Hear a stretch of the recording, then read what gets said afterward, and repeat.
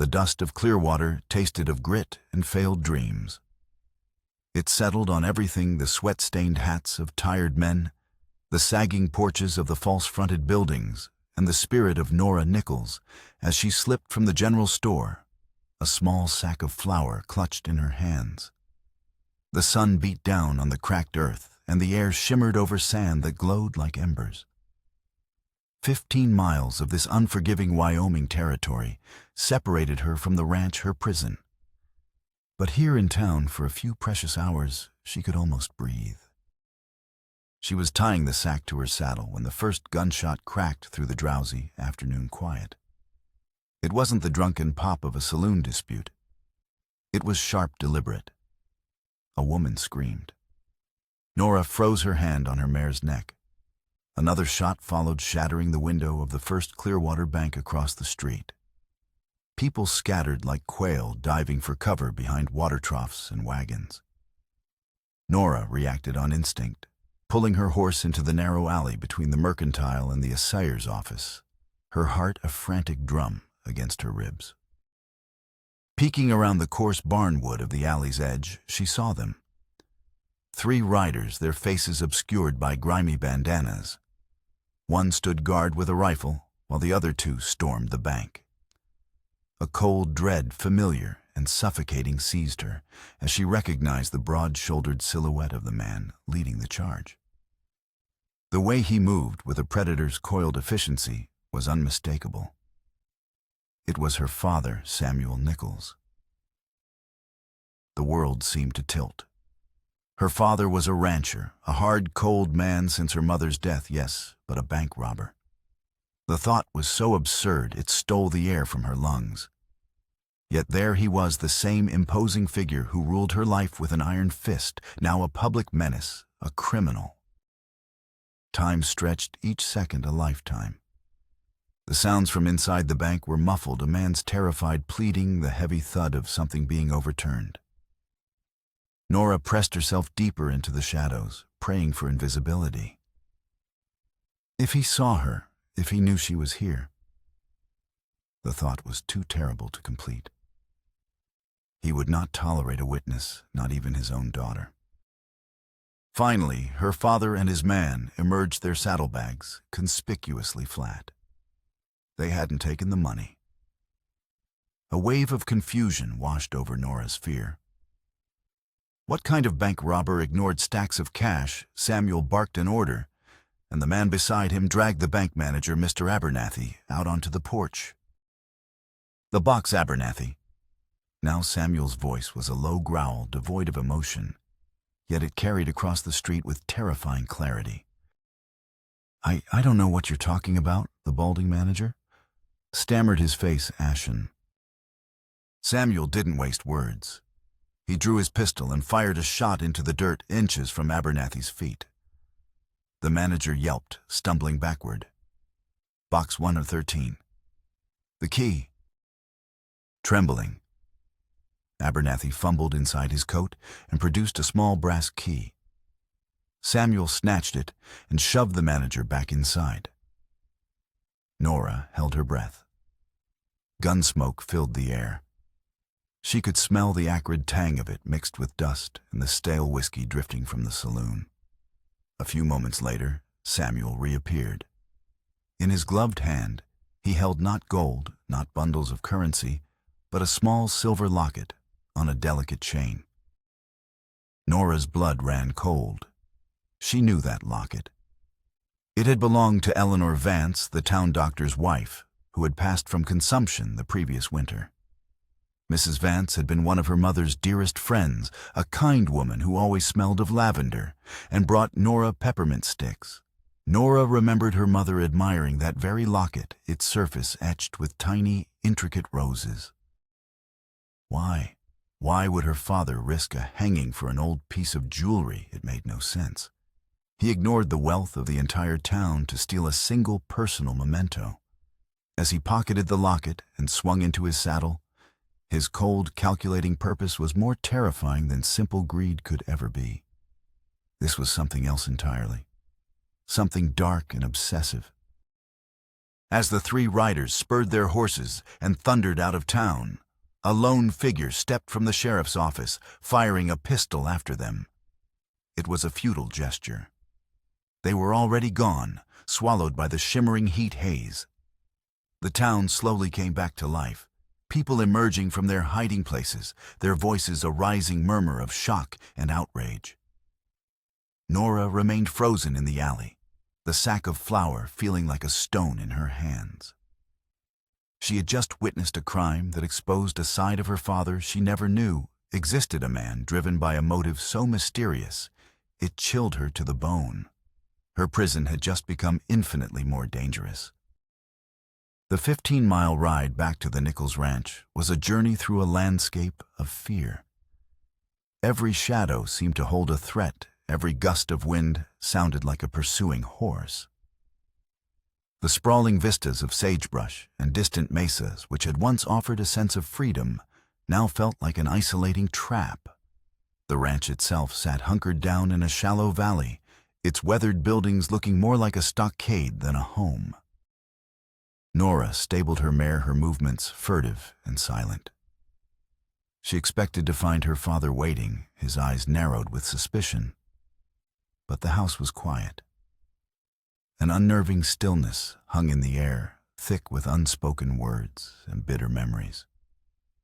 Since her mother, Alara, had succumbed to fever a year ago, the house had lost its soul. The warmth had been replaced by a suffocating austerity, a reflection of the man Samuel Nichols had become. He was no longer just strict. He was tyrannical, his grief having curdled into a cold, meticulous rage directed at the world and most often at her. She found him in the study, a room he now favored over the parlor, where her mother's presence still lingered like a faint perfume. He was hunched over a heavy oak desk, cleaning his pistol, the metallic clicks echoing in the silent room. Spread before him were not account ledgers or ranching papers, but a strange collection of objects on a square of black velvet, a tarnished silver baby rattle, a man's pocket watch with a cracked crystal, and now Dr. Vance's silver locket. He polished the locket with a soft cloth, his movements unnervingly tender, a stark contrast to the violence he'd used to acquire it. "The flour cost more than last month," he said without looking up. His voice was as cold as a winter morning. "Everything costs more," Nora replied, her own voice barely a whisper. She stood in the doorway, unable to force herself to enter the room to get any closer to that strange, disturbing altar of stolen memories. He finally raised his head, and his eyes, the color of faded denim, bored into her. They were eyes that missed nothing. "You were gone a long time." The mercantile was busy. Mrs. Peterson needed help unloading a new shipment. The lie came easily born of long practice. "See anyone you know?" The question was casual, but the intensity behind it was not. He was testing her. No one special, just the usual townfolk. She prayed her face betrayed none of the terror that was churning inside her. Samuel set down his pistol and picked up the locket again, turning it over in his rough hands. "The world is full of thieves, Nora. Men who take what isn't theirs. Men who build their fortunes on the misfortune of others. They think they can hide behind their respectable lives, but a debt is a debt. It must always be paid." His words were cryptic, laced with a bitter sense of righteousness that sent a shiver down her spine. He wasn't just talking about the locket. He was talking about something deeper, an old, festering wound she couldn't comprehend. The ranch, once her sanctuary, now felt like a cage with a monster. She had to escape. But as she retreated from the doorway, his voice stopped her. "Clearwater has a new sheriff, I hear. Asks a lot of questions."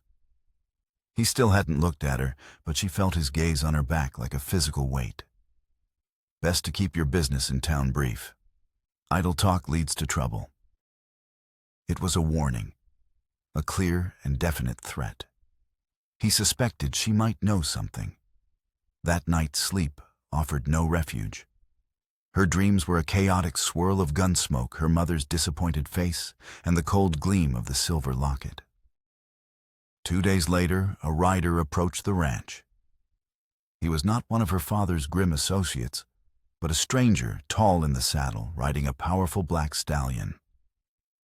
He moved with an easy confidence, but his eyes, even from a distance, seemed to be taking in every detail of the property. Nora watched from the kitchen window as he dismounted and spoke to her father, who had emerged onto the porch, his posture wary and hostile. Later, her father summoned her to the parlor. The stranger was there, hat in hand. He was younger than she'd first thought, perhaps in his mid-20s, with dark hair, a strong jaw, and eyes the color of a stormy sky. His clothes were trail-worn, but of good quality. "This is Zane Sutton," Samuel said, his tone clipped. "He's interested in buying the herd. See that he gets coffee." "Ma'am," the man said, his voice a low, pleasant baritone. He gave a slight nod, his gaze direct and unsettlingly perceptive. As Nora fetched the coffee, she strained to hear their conversation. They spoke of cattle prices, grazing rights, and water sources, all the usual talk. But there was an undercurrent to Sutton's questions, a precision that suggested he was after more than just livestock. "Heard there was some trouble in Clearwater the other day," Sutton remarked, casually accepting a cup from Nora. "Bank robbery." Samuel's jaw tightened like a vice. "Town gossip. A couple of drifters got bold. The sheriff ran them off." "That's not what I heard," Zane said, his tone still mild. "I heard they weren't after money, that they only took one specific item from a deposit box." He looked from Samuel to Nora, his gaze lingering on her for a fraction of a second too long. A man doesn't risk a hanging for an old locket unless it means more than money. The room went cold. Nora felt the blood drain from her face. He knew. How could he know? Samuel rose to his feet, his imposing frame casting a long shadow across the room. "My cattle are for sale, Sutton. Not my time for idle speculation. You want to see the herd or not?" Zane stood as well, a faint, unreadable smile on his lips. "Lead the way, Mr. Nichols." As the two men walked outside, Nora's mind raced. Zane Sutton was no cattle buyer. He was an investigator, a lawman, or something else entirely. He was here because of the robbery, because of the locket. And he was dangerous, not because he was a threat to her, but because he was a threat to her father, and her father would do anything to protect his secrets. Later that afternoon, while her father was out mending a fence line on the far pasture, Nora saw her chance. She found Zane inspecting the corral, making notes in a small leather-bound book. She approached him cautiously, her heart hammering. "Mr. Sutton," she began, her voice hesitant. He turned, his expression guarded. "Miss Nichols, you're not here for the cattle, are you?" He didn't seem surprised by the question.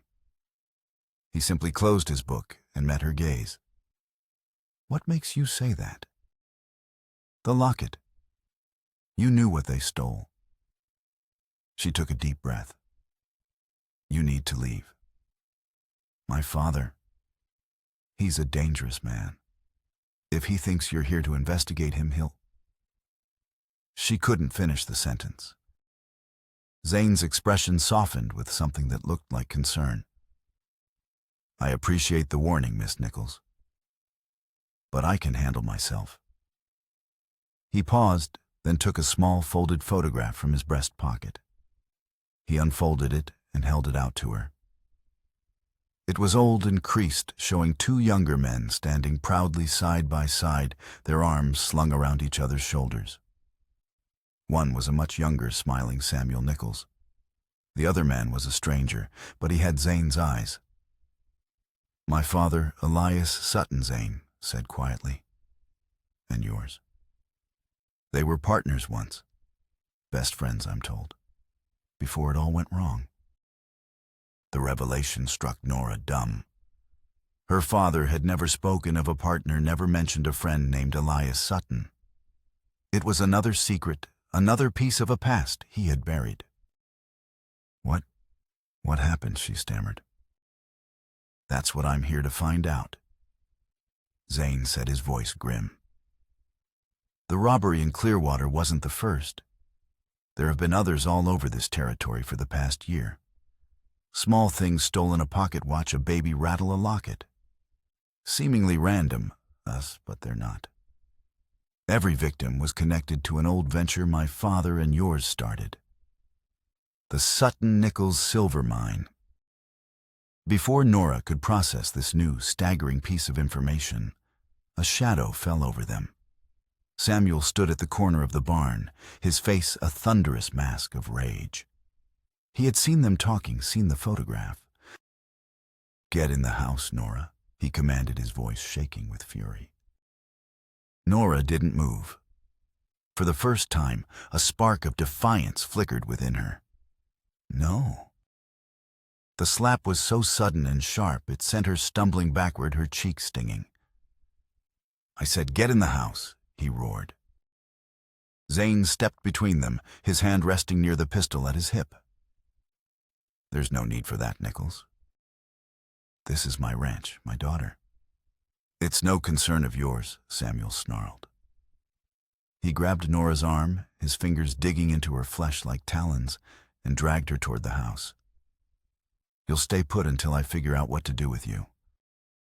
He shoved her up the narrow staircase and into her bedroom. The door slammed shut. The horrifyingly familiar sound of a key turning in the lock echoed in the hallway. She ran to the window, but he had already nailed thick wooden planks across it months ago, claiming it was to keep out the winter cold. Now she knew the truth. It was to keep her in.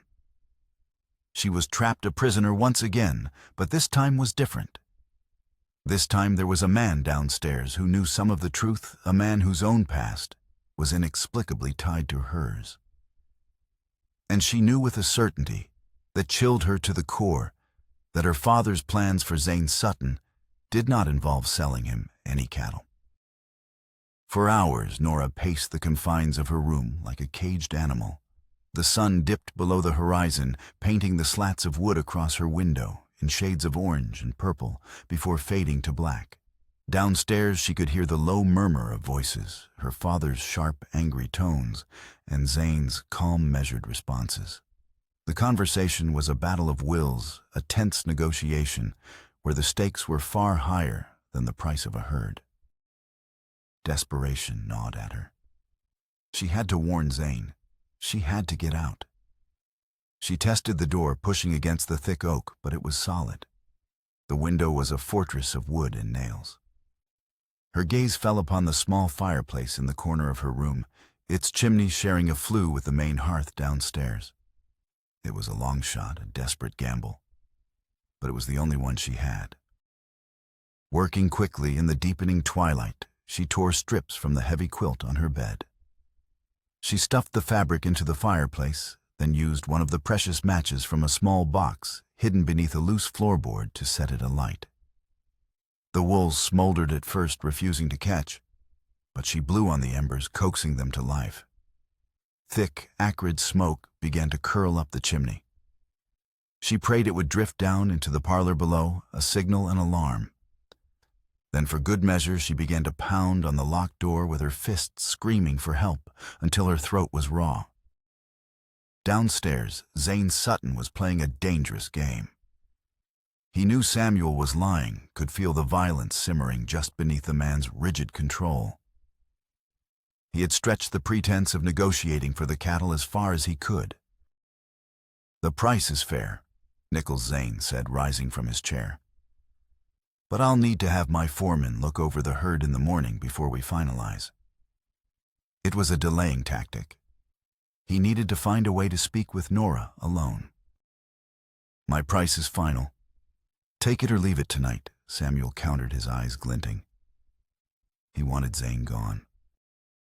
It was then that Zane noticed the first wisps of smoke curling from the edges of the fireplace mantel.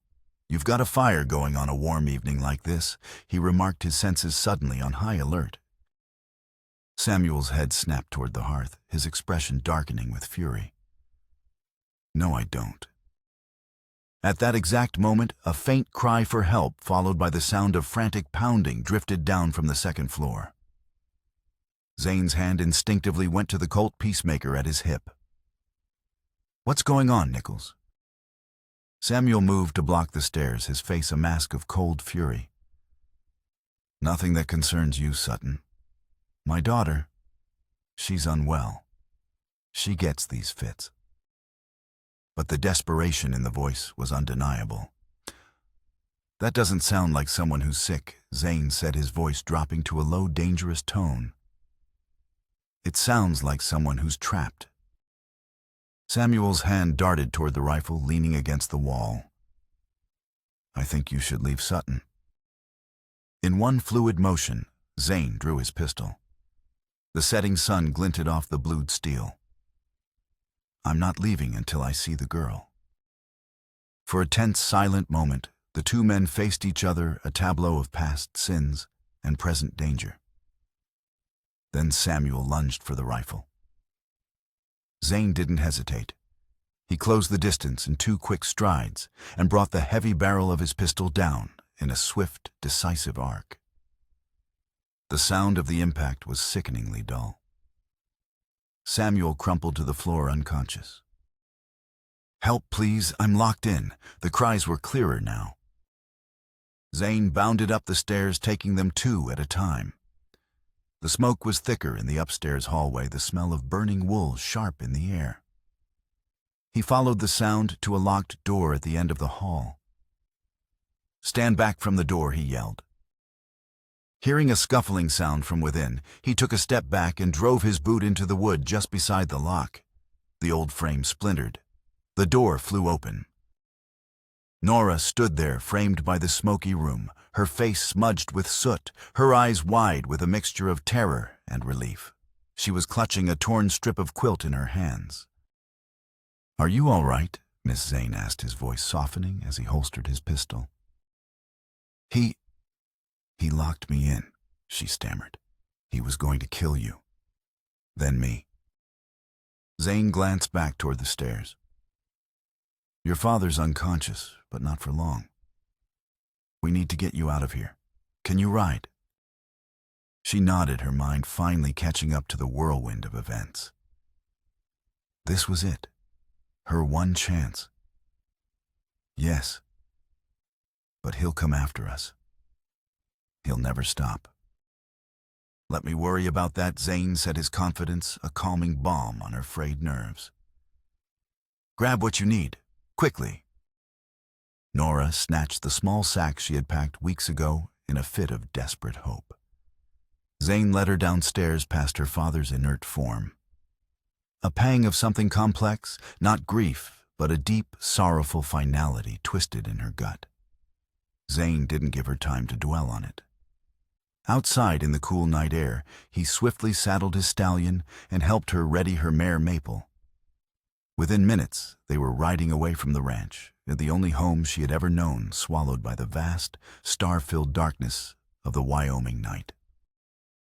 They rode west toward the jagged silhouette of the mountains. Zane set a hard pace, putting as much distance as possible between them and the ranch before Samuel regained consciousness. The rhythmic clatter of hooves on the rocky trail was the only sound in the immense silence. My camp is about 10 miles from here. Zane explained, his voice a low rumble beside her. I have men there. You'll be safe. Why are you doing this? Nora asked the question that had been burning in her mind. Why risk your life for a stranger? Zane was silent for a long moment, his profile stark against the moonlit sky. You're not a stranger, not really. Our father's history makes us connected. And besides, he added, a hint of weariness in his tone, I've spent the last year tracking the ghost of Samuel Nichols, trying to understand what turned a good man into a monster. After seeing what he did to you, I'm done understanding. I just want to stop him. They rode on, and Nora began to piece together the fragments Zane had given her. A failed silver mine, robberies targeting specific people, a vendetta that stretched back years rooted in a tragedy she knew nothing about. Her father's cruelty wasn't born of grief for her mother, not solely. It was older, deeper, a poison that had been corrupting him for years. The distant glow of a campfire appeared on the horizon. As they drew closer, the shapes of a sprawling cattle camp took form: a chuck wagon, a rope corral holding dozens of horses, and the dark, shifting mass of a large herd of cattle. Men moved around the fire, their voices carrying on the night air. A grizzled older man with a fatherly air and a gravelly voice stepped forward as they rode in. "Boss, everything all right?" "Trouble," Tom Zane said, swinging down from his horse. "This is Miss Nora Nichols. She'll be traveling with us." He helped Nora dismount, his hands strong and steady on her waist. "Tom, see that she gets something to eat." "Miguel," he called out to a cheerful-looking man by the chuck wagon, "fix a plate for Miss Nichols." He then turned back to his foreman. "I need you to take 2 men and circle back. Keep watch on the Nichols ranch from a distance. I want to know the second he starts to follow." As Tom Wells led her toward the warmth of the fire, Nora felt the eyes of a dozen cowboys on her. She was an anomaly, an intrusion into their rough masculine world. But there was no malice in their curiosity, only a weary acceptance of whatever their boss commanded. Miguel the cook handed her a tin plate of beans and bacon with a warm smile. "Welcome, señorita. You eat. Is good for the soul." She ate the simple trail food, tasting like the finest meal she'd ever had. It was the taste of freedom. As she sat on a log by the fire, wrapped in a blanket Tom had provided, she listened as Zane quietly explained the situation to his men. He spoke of a personal matter, of a promise to his father's memory. He didn't share the details of Samuel's crimes, only that Nora was in danger and under their protection. There were no questions, only quiet nods of assent. These men were loyal to him, bound by more than just wages. Later, Zane approached her. "Tom is setting up a tent for you. You should get some rest." "He knows about your father, doesn't he?" Nora asked, nodding toward the photograph Zane still held. "Elias?" "Yes," Zane confirmed. "He rode with my father for 20 years before he rode with me. He knows the whole story, or at least the version my father told him." "What is that version?" Zane's face hardened, the firelight carving deep lines into his features. "That Samuel Nichols was a coward. That when the main support beam in the mine splintered, your father ran, leaving mine to die in the collapse." Nora flinched as if struck. The accusation was ugly, brutal. "And my mother," she whispered, dreading the answer. "She was in the mine office just outside the entrance. The collapse triggered a rock slide that buried the entrance completely. My father and your mother, they died together." Zane's voice was heavy with an old, inherited grief. "Samuel survived. He told everyone my father's greed and refusal to pay for new timbers caused the accident. He ruined my father's name, then disappeared. I've been searching for him ever since." The story settled over Nora, a shroud of cold, hard facts that explained nothing and everything.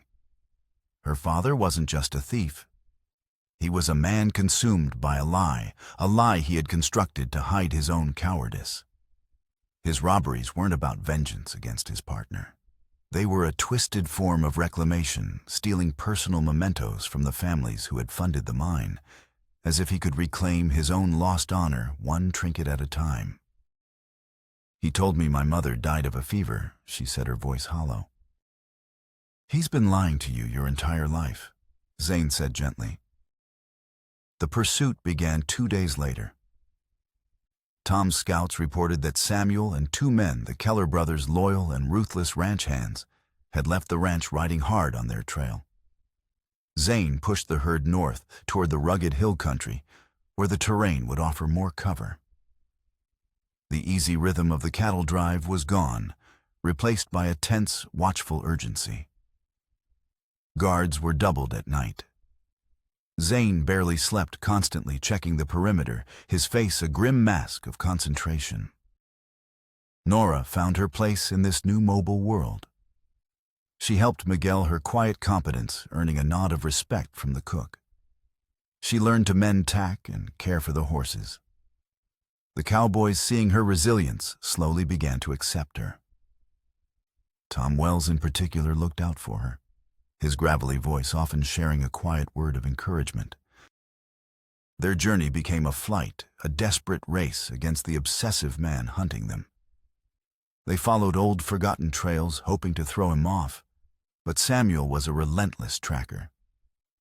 One evening, as they made camp in a narrow canyon, one of the scouts rode in his face pale. They're close, maybe a few hours behind. He's pushing his horses to the limit. That night, the camp was an armed fortress. But Samuel didn't attack. His strategy was more insidious. The next morning, they discovered he had circled ahead of them during the night and started a brush fire blocking the canyon's northern exit. "He's trying to box us in," Zane said, studying the rising plume of smoke. "Force us east into open country where we're more vulnerable." They were trapped. Their only choice was to backtrack or risk the open plains. As they debated their options, a lone rider appeared on the canyon rim above them, silhouetted against the morning sun. It was Samuel. "Sutton," his voice echoed down the canyon walls. "This is between you and me. Let the girl go, and I'll let your men ride out of here alive." "He's lying," Nora said, her voice tight with fear. "He won't let anyone go." Zane looked from Samuel on the ridge to the fire blocking their path, and then at the faces of his men. He was responsible for them. "He wants me," Zane said to Tom. "This is my fight." "It's our fight, boss," Tom replied, his hand resting on his rifle. "We're with you." But Zane knew he couldn't risk their lives in a pitched battle. He had to draw Samuel away to a place of his own choosing. "The old mine," Zane said, his voice low. "The Sutton Nichols mine. It's a day's ride from here. It's the only place this can end." He turned to Nora. "I need you to ride with Tom and the others. Head for Fort Laramie. You'll be safe there." "No," Nora said, her earlier defiance returning stronger now. "I'm not running anymore. My mother died at that mine. My father built his life on a lie about what happened there. I have a right to see this through, to know the truth." Zane looked into her eyes and saw not fear, but a fierce, unyielding resolve that mirrored his own. He saw the daughter of Alara Nichols, a woman who he was beginning to realize must have been far stronger than the victim his father's story had made her out to be. He gave a slow nod. "All right. But you do exactly as I say." They left the herd behind a small price to pay for the lives of his men. Under the cover of the smoke from the fire, Zane, Nora, and Tom slipped away, riding hard for the mountains. The rest of the outfit would drive the herd east, a deliberate diversion to buy them time.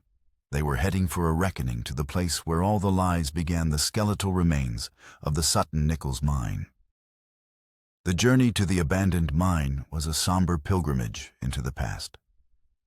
They rode through desolate badlands, the landscape growing more severe and unforgiving with every mile. The air grew thin and cold as they climbed into the foothills of the Laramie Mountains. Zane was quiet, lost in thought, and the weight of his father's legacy heavy on his shoulders. Nora felt as though she were riding toward a ghost, the ghost of a mother she'd never truly known, and a truth she was terrified to confront. They found an old prospector named Jedediah camped by a stream, his face a road map of wrinkles etched by sun and time. His mule was laden with picks and pans. Tom recognized him from years ago. "Jedediah, By God, I thought you were long dead, Tom said, dismounting. The old man squinted. Tom Wells, you're looking a sight older than I remember. Who's this with you? His gaze fell on Zane, then Nora. He studied Zane's face intently. Well, I'll be. You got your father's eyes, boy. Elias Sutton's boy, ain't you? I am Zane, said his voice tight. We're on our way to the old Sutton Nichols mine. Jedediah's friendly demeanor vanished. A cloud of ancient sorrow passed over his features. Ain't nothing there but ghosts and bad memories. I was there, you know. The day of the collapse. They sat around his small fire as dusk settled, and the old prospector told his story. His voice was raspy, colored by the gravel of memory. Your pa and Nichols. He began looking at Zane, and they were like brothers. Struck the richest silver vein in this territory. But Samuel, he was always the cautious one. Elias, he was the dreamer, always pushing for more, faster. He wanted to build a town right here in these mountains. My father said Nichols was a coward, Zane interrupted, that he ran. Jedediah shook his head slowly. That ain't how I saw it. The mountain had been groaning for weeks. The support timbers were stressed. Samuel wanted to shut down, replace every one of them. Costly, time-consuming. Elias argued they could hold out till the end of the season. Said the risk was small. They had a terrible fight about it the day before. He paused, poking the fire with a stick. Sparks danced up into the purple sky. The day it happened, the main beam cracked like a gunshot. Dust and rocks started falling. I was near the entrance and I ran. Most of us did. Samuel, he was deeper in trying to get his crew out. Elias was with him. I saw Samuel come stumbling out of the dust cloud just before the whole entrance gave way in a rock slide. He was screaming Elias's name. He didn't run, son. He was the last one out. The prospector's words hung in the air, shattering the foundation of Zane's entire quest. His father wasn't the blameless hero. Samuel wasn't the simple coward. The truth was a murky, complicated thing. And my mother Nora asked, her voice trembling. Ah, the pretty Alara, Jedediah said softly. She was in the office going over the payroll. The rock slide, it just buried the building whole. Samuel tried to dig her out with his bare hands till they bled. It took 3 days to get to her. By then, he trailed off, shaking his head.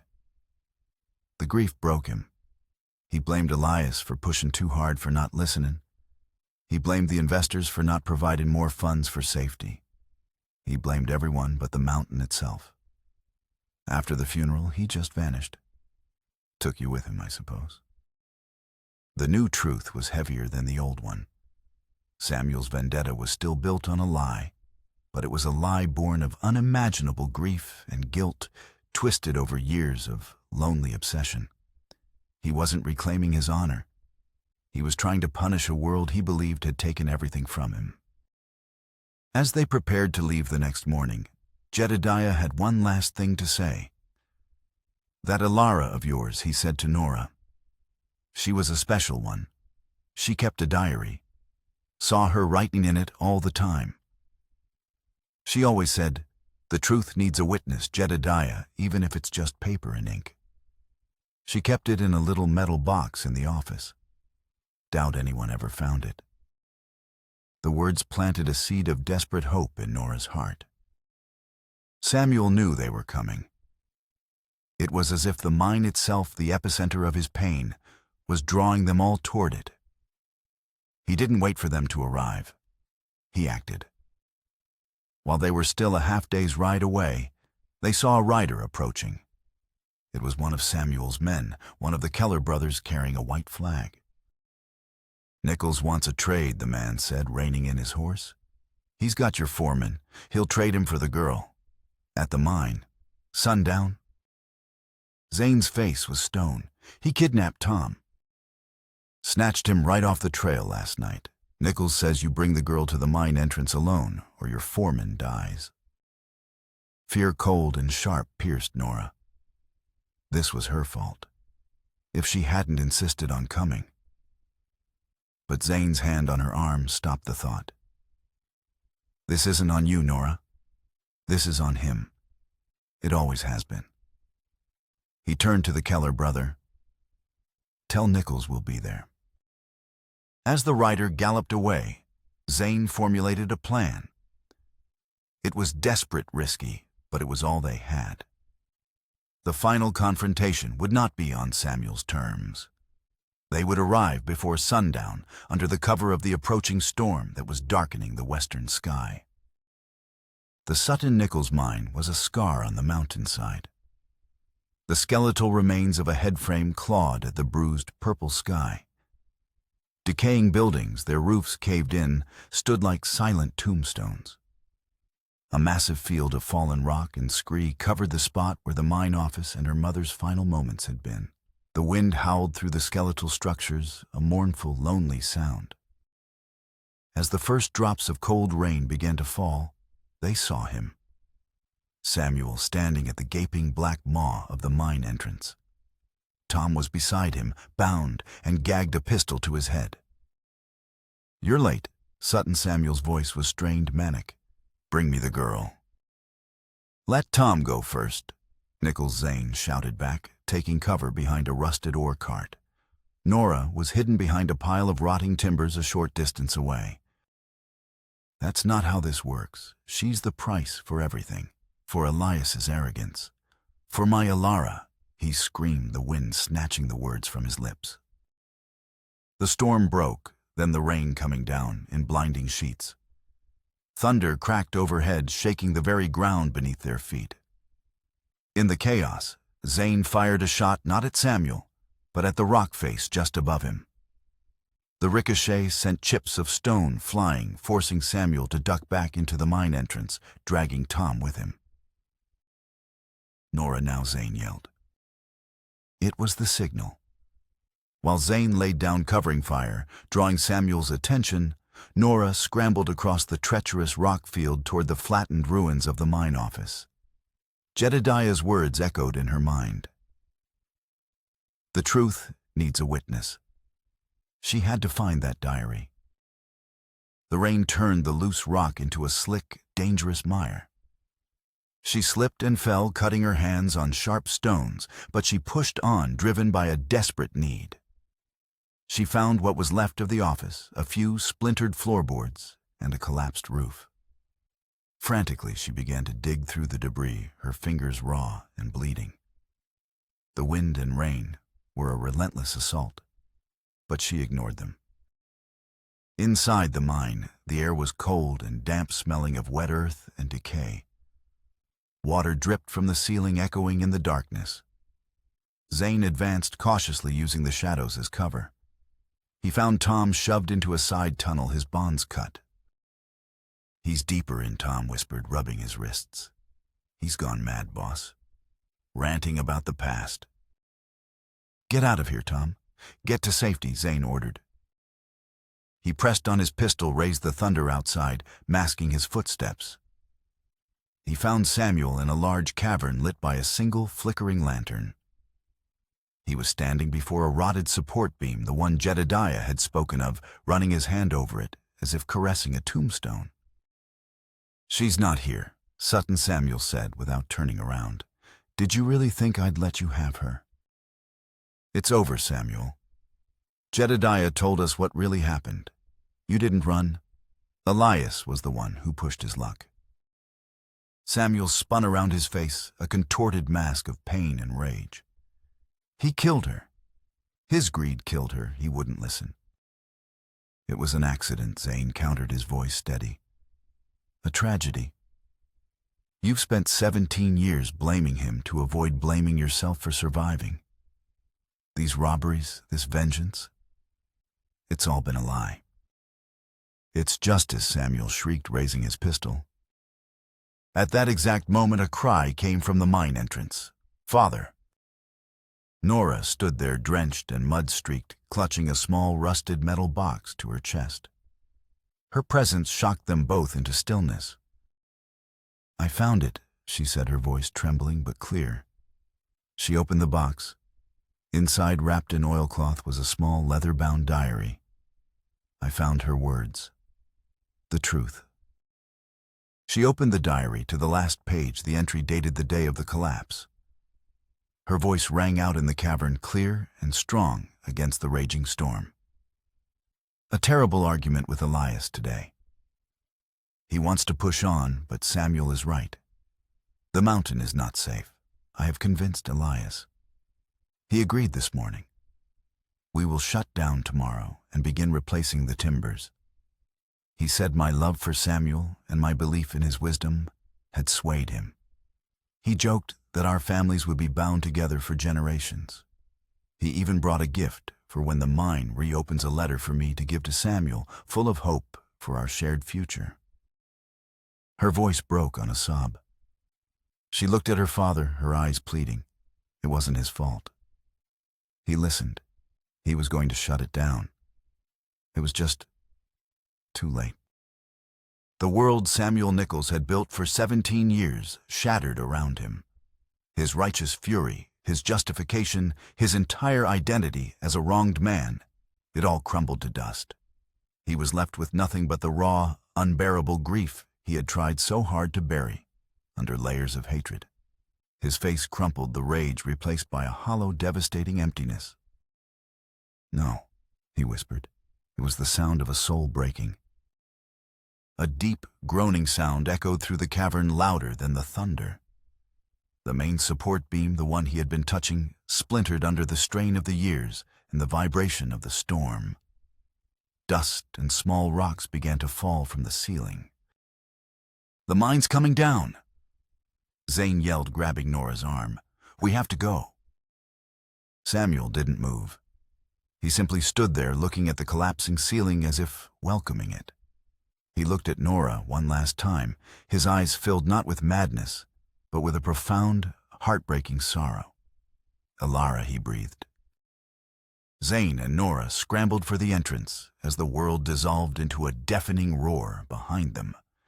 They burst out into the rain-swept daylight, just as the entire mine entrance collapsed in a massive rock slide, sealing the tunnel forever.